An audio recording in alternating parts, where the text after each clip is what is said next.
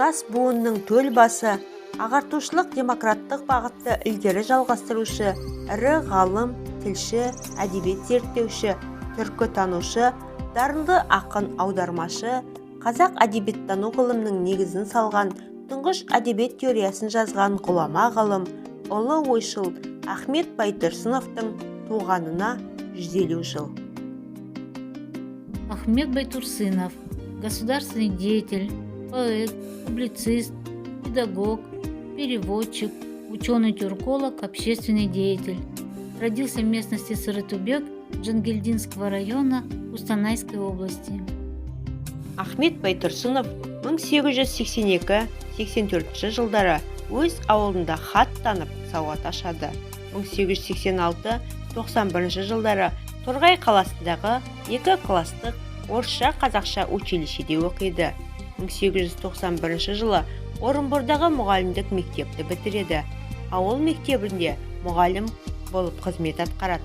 1909 жылы Қарқаралының 2 сыныпты училищесінің меңгерушісі болып жүріп, өкіметке қарсы деген жаламен Семей абақтысына жабылады.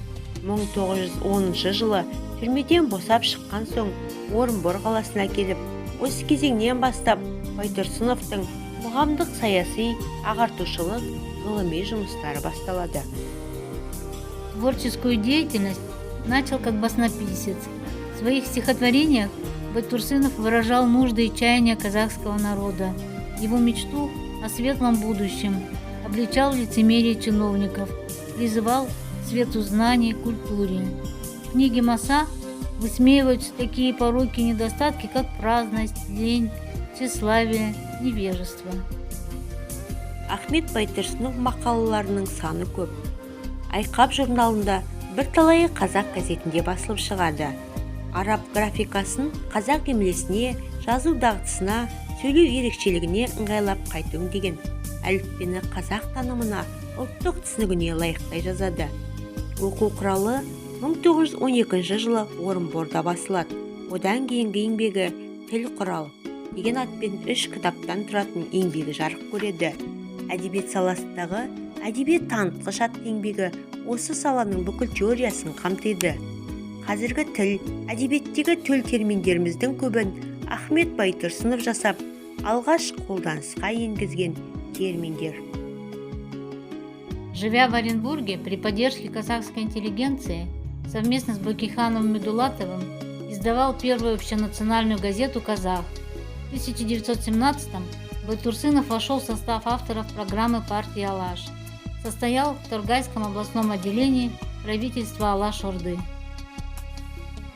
Жақында қалың көрерменге Ахмет Байтұрсыновтың 150 жылдығына орай «Ахмет ұлт ұстазы» атты көркем фильм жарық көрді. Бұл фильмде Байтұрсыновтың өмірін толықтай қамтиды.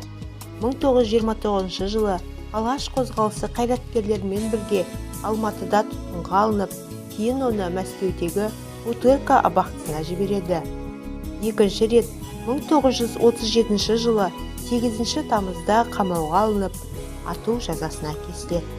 Ахмет Байтұрсыновтың барлық еңбегі, тартқан қорлық, көрген азабы, болашаққа деген үміт арманы, түгел дерлік ұлы міндетті орындауға, яғни қазақ халқына жан тәнімен қалтқысыз қызмет етуге арналған.